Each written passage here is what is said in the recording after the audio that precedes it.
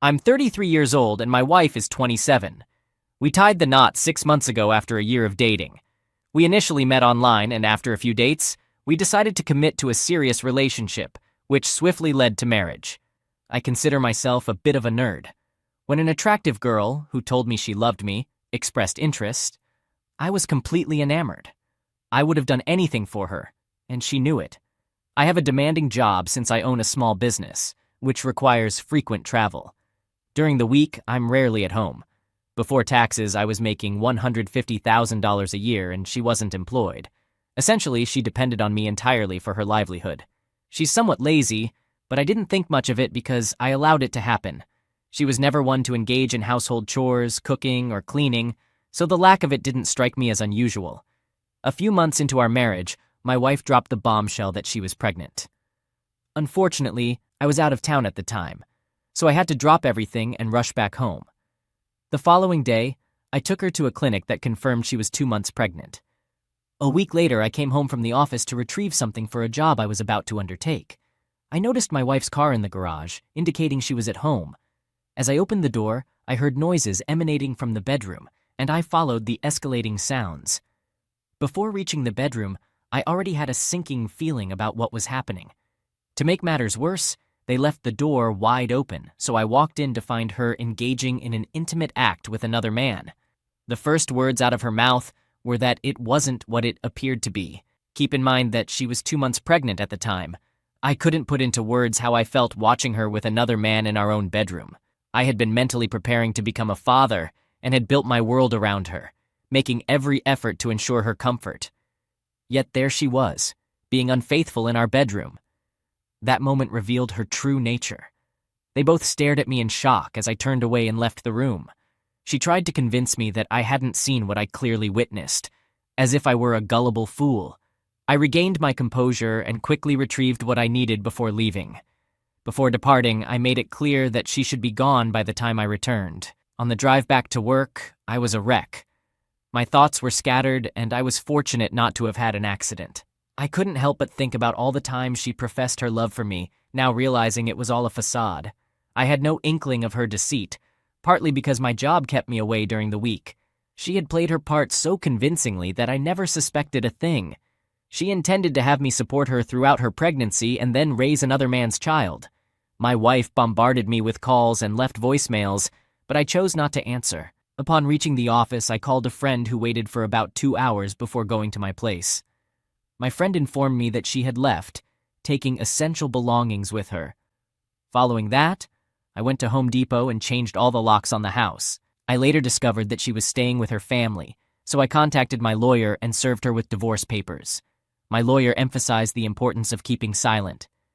He advised me not to take calls from her family or friends and, if I did speak to mutual friends, to be polite but refrain from discussing the divorce. He insisted that he should handle any related conversations on my behalf. He was right, and while I didn't have any desire to instigate anything, it was wise advice to prevent potential complications or provocations. We coordinated through text messages for her to retrieve her remaining belongings. During the following weekend, my friend acted as my representative while she collected the rest of her things. In response, she retaliated by hiring a divorce lawyer and requesting $2,000 per month in alimony for 5 years. She argued that the pregnancy was mine and that she needed financial support. She also wanted to remain on my health insurance, which I found unreasonable. Despite her alimony demands, I chose not to react with anger. It's a good thing it went through my attorney first, as he informed me that although she may have expected certain things, it wasn't going to happen. While I didn't mind sharing assets acquired during our marriage, my primary goal was to have her out of my life. However, I wasn't willing to reward her with monthly payments for 5 years for her misbehavior, continue covering her health insurance, and raise a child that clearly wasn't mine. No way she could seek support from the guys she had been involved with. When I discussed with my attorney how to navigate around the alimony and other obligations I wasn't eager to fulfill, we considered her lack of employment. I was earning $150,000 a year before taxes, and she depended entirely on me for her financial well-being. Our ultimate goal was to have the alimony completely eliminated, which we managed to achieve. However, his concern was that if we couldn't get it eliminated, We should aim to significantly reduce it due to her actions, even though it wasn't explicitly written. We could support our case with statistical evidence. He pointed out that in many cases the courts tend to favor women, and there was a risk that her attorney might try to portray me as an enabler and shift blame onto me for her infidelity. It didn't take into account that I had been working this job for over 3 years, and we had been together for almost a year before the cheating occurred. The only minor difference might have been that I worked an hour or so less during that period, but it still amounted to a significant workload, typically 60 to 80 hours a week. It's even more now, 6+ years later. If I hadn't caught her, she might have become even more dependent on me today. That's why my attorney advised a strong approach, which, in hindsight, might have been overkill. However, I trusted his expertise, given his experience in such matters. He wasn't infallible himself, so he understood the situation well. My attorney was searching for evidence of my wife's infidelity to strengthen my case in the divorce proceedings. He suggested that I hire a private investigator to gather more evidence that could be used in court. My attorney arranged for the investigator to work on my behalf, although I paid the investigator directly. To say that he did an excellent job would be an understatement. He performed exceptionally well. I hope I never have to face him on the opposing side in such a situation. I should note that he also checked up on me, not as extensively as he did on her, but just to ensure, for the attorney's sake, that I wasn't contributing to the issues. Otherwise, I might have been financially supporting her for a few years, typically around 5, but it could even continue until she remarried. Although these days that's quite rare, I suppose. Having a job like mine doesn't help. Not long after hiring the private investigator, he captured evidence of her spending time with the same guy I had caught her with in bed. I made a mistake by not canceling my credit card to which she had access. Consequently, she went out with her lover that evening and racked up a bill of about $5,000. These weren't high-limit cards. I had obtained them mainly to improve my credit score, and since I had been on a cash-only basis for a while, I had forgotten about them. A month later, the private investigator uncovered that she had been cheating throughout our marriage and even before that. He identified 2 guys she had been involved with but had subsequently ended things with. Both of them agreed to provide affidavits to my attorney. Additionally, the private investigator collected a significant amount of photographic evidence based on the testimonies of the affair partners. We realized that my demanding 60 to 80-hour work weeks played right into her plans. She avoided infidelity on the weekends, and her boyfriend was well aware of it. Her actions were carefully calculated. When the private investigator spoke with the 2 individuals who had gotten fed up enough to provide statements, they were quite candid about it. They emphasized that you didn't reach out to her unless she initiated contact, and so on. The private investigator was the key to my salvation. He managed to track down people she had previously dated, and 2 of them were angry enough to sign affidavits stating that she had cheated on me and knowingly taken steps to keep me in the dark. I believe alimony can be justifiable in certain situations, such as when one spouse significantly out-earns the other, or when one spouse has been out of the workforce for an extended period due to the marriage. In such cases, re-entering the job market can be challenging due to extended gaps in employment, making financial support reasonable for the duration of the marriage. However, in my case, she was the one who cheated, and I wasn't about to reward her for her deceitful behavior that led to our separation. The private investigator took pictures of her spending time with various men, mostly as evidence of her behavior. While not strictly necessary, they were part of the process.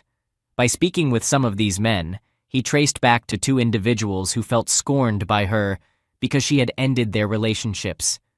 These 2 played a crucial role in influencing the judge's decision.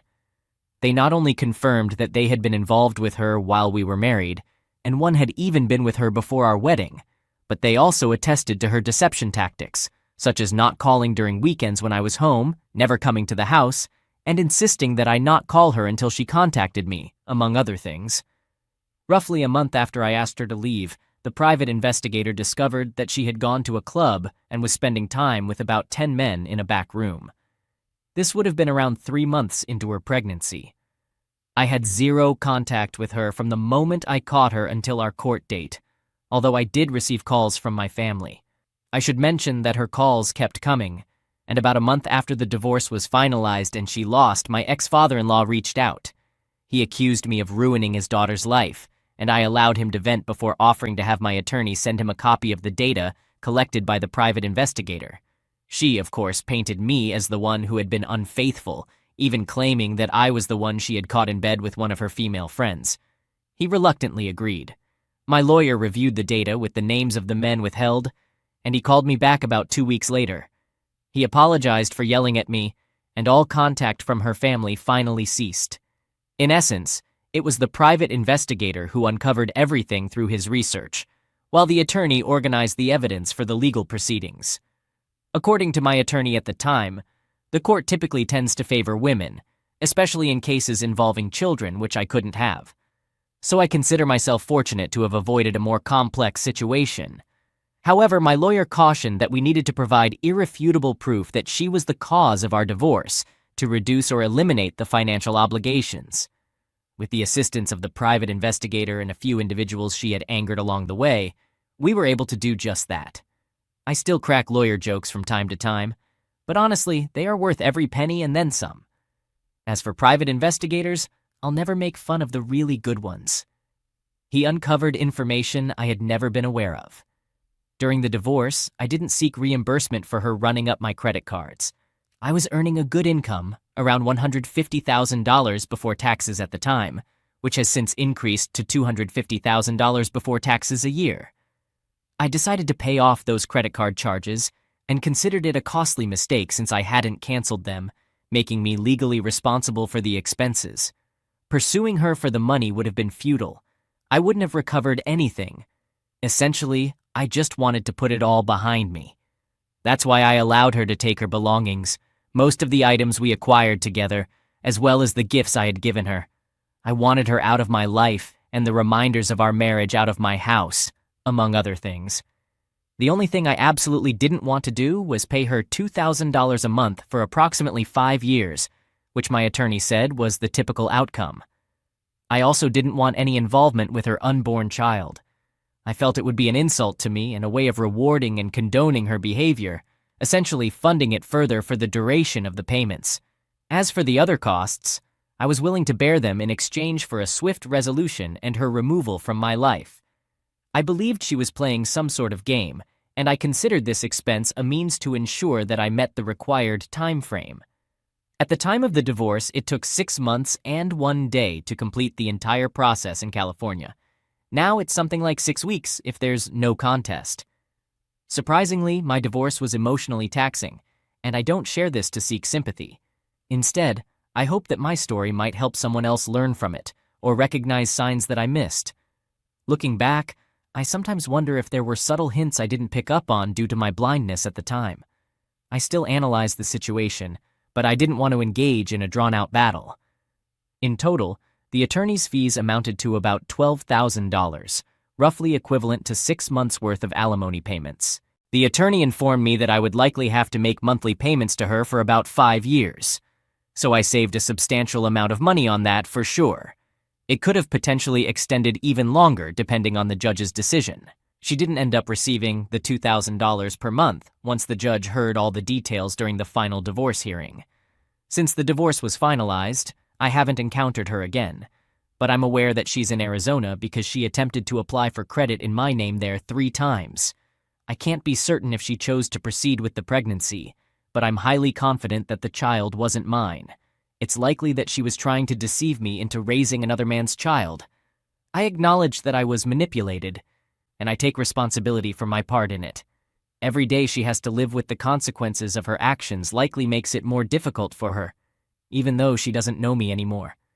She may be aware that she had it good at one point, but her actions led to her downfall. Meanwhile, I continued to make progress, steadily growing the business I partly owned and increasing my income as well. She might still be in touch with some of our mutual friends, but I don't inquire about it. Yes, she caused me emotional pain, and she attempted to gain money as a form of compensation. However, she didn't succeed, and I'm carrying on with my life. To me, living with the consequences of her actions is a more significant punishment than death. Death would be too easy an escape for someone like her. Many people believe I should have reacted differently when I caught them in my bed, instead of walking away from my house. I understand where they're coming from, and believe me, I considered it. However, upon reflection, I realized that leaving was the best choice to avoid a physical altercation or worse. I could have easily escalated the situation. I readily admit that I was deceived. The more I look back on it, the more I suspect that she never truly loved me. I was merely a means to an end for her. I accepted my part in it, as I provided her with the perfect opportunity. I was rarely home during the week, and when I did return, I was exhausted and eager to rest because another workday awaited me. She just needed to ensure she was home before me and asleep when I arrived. Since I'm someone who values transparency, she always knew my schedule. I was indeed played, and I played right into her hands. I'm just grateful that the STD test I took 2 days after catching her came back negative. Update. There is one question that some of you may have about the child she was pregnant with. I'm ashamed to admit it, but she was planning on passing it off as mine.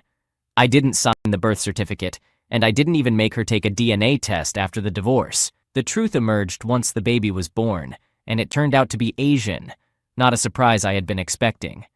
She had some elaborate story about the baby being of Asian descent because of her grandmother's heritage, and she insisted that it was mine. But the reality is that she was sleeping around, so there's no telling who the real father is. It's a messed up situation, and I'm just glad I got out of it without being on the hook for child support. As for the baby, I heard through the grapevine that she ended up giving it up for adoption. It's a sad situation all around, and I can't imagine what the kid will go through when they inevitably find out about their parents' deception. As for me, I'm doing okay. All right, that was a fun story. Now let's move on to another exciting one. Stay tuned and let's dive in. My wife and I were just 6 weeks away from celebrating our 25th anniversary when I discovered that she had been involved in a multi-year affair with a 33-year-old bartender from New York City. I'll refer to my soon-to-be ex-wife as Maddie.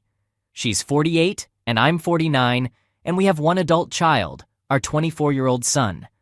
I had always assumed that we had a wonderful marriage, and I considered Maddie my best friend, someone I could trust with my life. We got along exceptionally well and never had any major arguments. Of course, we had minor disagreements along the way, but we always managed to work through them, and we never went to bed angry. Our connection in the bedroom was particularly strong because we were both very adventurous and had very high libidos. We enjoyed trying new things and kept our relationship exciting by going on dates, taking romantic vacations, and making sure to have fun in the bedroom. Surprisingly, we even engaged in intimate activities in unconventional places like a car or the outdoors whenever we had the chance. It may sound immature to some, but it reflected how much we cherished each other. I was genuinely happy in our marriage and believed that Maddie was too. Now let me explain how I discovered the affair. Did I stumble upon a suggestive email or text exchange between her and her lover? No. Did I catch them in the act? No. I actually found out through the ex-girlfriend of her lover, whom I'll refer to as Sarah. Sarah contacted me on LinkedIn and sent me a message asking if we could talk. When we spoke, I initially couldn't comprehend the information she was sharing, and I thought it might be some sort of prank that Maddie was playing on me. My world was shattered when Sarah sent me a series of pictures and a video showing Maddie engaged in intimate acts with another man. It was a painful reality that I couldn't escape. Witnessing Maddie involved in such intimate moments with a stranger deeply wounded me, and I doubt I'll ever be able to erase those haunting images from my mind. Forgiveness seems impossible to me now. In my eyes, Maddie has committed the gravest betrayal of our marriage, and I can't see a way to recover from it. Now, let me provide some context on how this affair unfolded. Maddie's corporate office is located in New York City, and she travels there a couple of times a year for work meetings. These meetings typically take place during the early part of the week, so her usual routine involves flying out on Sunday afternoon and returning on Tuesday evening. This pattern has been consistent throughout her tenure with the company. During her trips to NYC, Maddie always stays at one of the hotels within walking distance of her office. It was at one of these hotels where she met her younger lover, a man 15 years her junior who worked as a bartender. According to Sarah, the former girlfriend of Maddie's lover, they had an instant connection and spontaneously hooked up one night 3 years ago. Following that initial encounter, they continued their rendezvous biannually for 2 more years until the affair ended last year. According to Sarah's account, Maddie's lover claimed that they were only together on 5 occasions, and all of these encounters took place on Sunday evenings in Maddie's hotel room. He insisted that they never shared a kiss, and he always used protection. However, I find it difficult to believe his claims. Sarah mentioned that she discovered the affair 6 months after it had ended, when she stumbled upon explicit messages and pictures on his old smartphone. She confronted him, and he admitted to the affair, leading to Sarah kicking him out of her life. Unable to afford his own place in Manhattan, he had no choice but to quit his bartending job and move back to Long Island. I asked Sarah why she took so long to reach out to me. She explained that she hadn't initially planned to tell me, but her new boyfriend, who had experienced infidelity himself and strongly despised cheaters, convinced her to do so. He insisted that she had to inform me, and that's why she finally did. I inquired if she knew why the affair had ended. According to her, Maddie eventually ended it because she confessed her love for me. It was a confusing revelation. After absorbing all this information, I took some time to grieve and figure out my next steps. After careful consideration, I've made the decision to divorce Maddie. Although I still have love for her, I can never trust her again. And the image of her with that bartender will always haunt me. Furthermore, I've chosen not to confront her directly. Instead, I plan to catch her off guard by serving her with divorce papers. I don't want to give her the opportunity to explain herself or hear her excuses and apologies. I aim to make the day she receives those papers so emotionally charged that she'll feel worse than I did when I discovered her affair. It's my way of seeking revenge for her betrayal. In the meantime, I'll pretend everything is normal and act exceptionally kind. My own experience serves as proof that this kind of situation can happen to anyone, even after 27 years of marriage. I never imagined I'd be one of those individuals sharing their personal stories with the world. But here I am. My parting advice for married men out there is never to become too complacent in your marriage and to stay vigilant. Stay alert at all times, my friends. Once the divorce papers are prepared, I intend to relocate my belongings to storage and arrange to have her served with the papers at her workplace. When she reaches out to me, I'll inform her that I've been aware of everything for weeks and provide evidence by sending her one of the explicit pictures that Sarah shared with me. Each time she attempts to contact me again, I'll send her another picture and another after that. Subsequently, I'll inform both our families about my decision to divorce her and the reasons behind it. At this moment, I am resolute in my choice and eagerly anticipate the day when I can disrupt her life just as she has disrupted mine. First update. Darn it. Why is it that things never go as planned? The day arrived to serve Maddie, and everything seemed to be falling into place. I had all my belongings moved out in the morning, and in the afternoon, a courier delivered the divorce papers to her office, serving Maddie. As expected, she reacted strongly and immediately called me, to which I answered. I informed her that I knew all the details about her affair with the bartender, her boy toy, and that I had initiated divorce proceedings. She pleaded with me to allow her to explain, but I told her I had already moved out and advised her to consult an attorney. Then I ended the call.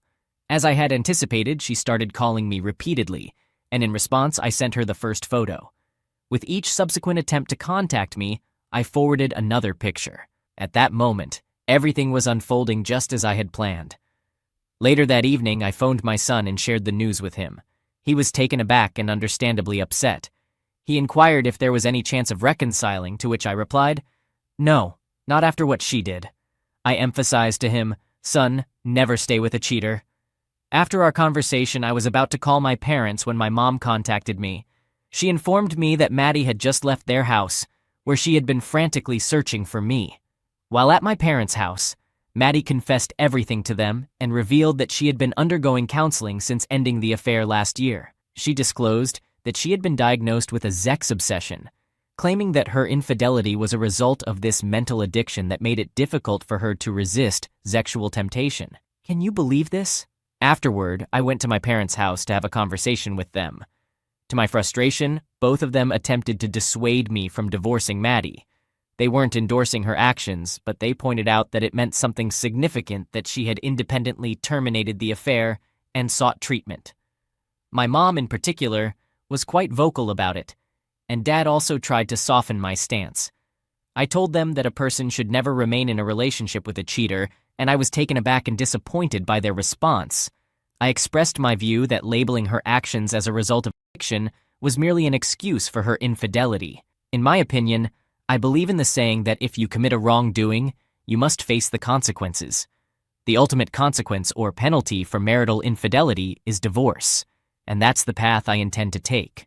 Before leaving, my parents assured me that they would support whatever decision I made, but requested that I take some time to reflect on it. I informed them that I had already done so, and then left. After returning to the apartment I rented, I phoned Maddie's dad to let him know I was planning to visit and talk. He informed me that Maddie had just been there and had confessed everything, just as she had done with my parents. He expressed his disbelief in the whole addiction claim, but suggested that I take some time before making a final decision. We continued our conversation, and while I didn't make any promises, I agreed to give it some thought. I have a close relationship with Maddie's parents, so going through with a divorce would also mean losing them, which would be emotionally challenging. That night, Maddie attempted to call me multiple times, but I chose not to answer. On Saturday morning, my son called and informed me that his mother had contacted him the previous night and confessed to everything. I have to give her credit for that. She has taken full responsibility for her actions and has come clean to our entire family. My son expressed his strong disapproval of his mother's actions and offered his full support to me. He mentioned that he knows I'll face pressure from his grandparents and assured me that he will stand by whatever decision I make. He also mentioned that if his current girlfriend were to ever do something similar to him, he would break up with her immediately. So, that's the current state of affairs. I find myself in a temporary holding pattern, unsure of how to proceed. Although I'm eager to expedite the process of divorcing my wife, I'm also concerned about our families perceiving me negatively if I rush things. Second update. I've gone through all your comments and want to express my gratitude for the advice, even if it's from those I may not agree with. I want to clarify that I'm still committed to pursuing the divorce, but I've decided to meet with my soon-to-be ex, STBX, to address some issues, so to speak. I plan to allocate 60 minutes for her to speak her mind, and that's it. My attorney strongly advised against it, but if I proceed, the meeting will take place at his office, and it will be recorded. I proposed an alternative to meet at a neutral location with witnesses and record the discussion. My attorney agreed to this arrangement but cautioned me to exercise caution in my words and actions, as he's seen such meetings go awry for the betrayed spouse. I've scheduled the meeting for next Tuesday at her parents' house, where my son will accompany me and record the conversation using his tripod gimbal. My son, along with my in-laws and my mom, will be in the adjacent room during the meeting. Unfortunately, my dad won't be able to attend due to a doctor's appointment at that time. My purpose for meeting with her is primarily to fulfill the expectations of my parents and in-laws. I'll provide an update here after my conversation with Maddie. Third update. We had the meeting and it went surprisingly well, though it was emotionally challenging for me. I allowed her to speak without interruption, with the only request being that she didn't use the sex obsession as an excuse, and she agreed not to. She began by expressing her love and longing for me, admitting that what she did was wrong, foolish, and meaningless.